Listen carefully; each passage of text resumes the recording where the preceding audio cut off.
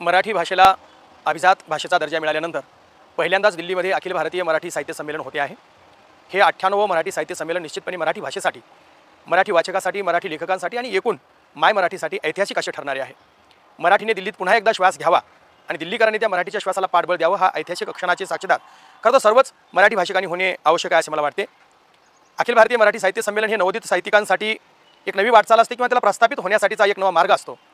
या अखिल भारतीय मराठी साहित्य संमेलनामध्ये नवोदित कवी, कथाकार, लेखक, कादंबरीकार ही जेव्हा तिथं आपले सादरीकरण करतात त्यानंतर त्याला मराठीच्या एका व्यापक व्यासपीठावर नवी संधी मिळत असते। यातून त्याच्या नव्या प्रवाहाला, नव्या साहित्याच्या युगाला सुरुवात होत असते। त्यामुळे अखिल भारतीय मराठी साहित्य संमेलनात नवोदित लेखकाचा प्रतिनिधी म्हणून मी हार्दिक शुभेच्छा देतो। मराठी भाषा ही 7 समुद्रा पार पलीकडे पोहोचलेली आहेच। दिल्लीत होणाऱ्या अखिल भारतीय साहित्य संमेलनाच्या निमित्ताने ही भाषा अधिकाधिक जागतिक दर्जापर्यंत पोहोचावी, जगाच्या कानाकोपऱ्यात माय मराठीचा जल्लोष व्हावा, गजर व्हावा, तिला जागतिक पातळीवरची कीर्ती मिळावी, याही अनुषंगाने अखिल भारतीय मराठी साहित्य संमेलनाला मी हार्दिक शुभेच्छा देतो।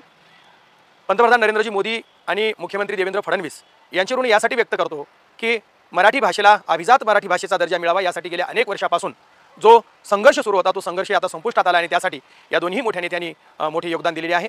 मराठी भाषेतील अनेक विद्वान, विचारवंतांनी, लेखकांनी, साहित्यिकांनी मराठी भाषेला अभिजात मराठी भाषेचा दर्जा मिळावा यासाठी सातत्याने दिल्लीपर्यंत पाठपुरावा केला। नुकताच या पाठपुराव्याला मोठी यश आले आणि मराठीने खऱ्या अर्थाने आपला सन्मान मिळवला आहे। हा सन्मान अधिक मोठा व्हावा, वृद्धिंगत व्हावा, या अनुषंगाने होत असलेल्या अखिल भारतीय मराठी साहित्य संमेलनाला संपूर्ण मराठी भाषिकांनी, वाचकांनी, लेखकांनी सहभागी होऊन हा मराठीचा आनंद उत्सव साजरा करावा अशी मी हार्दिक शुभेच्छा देतो।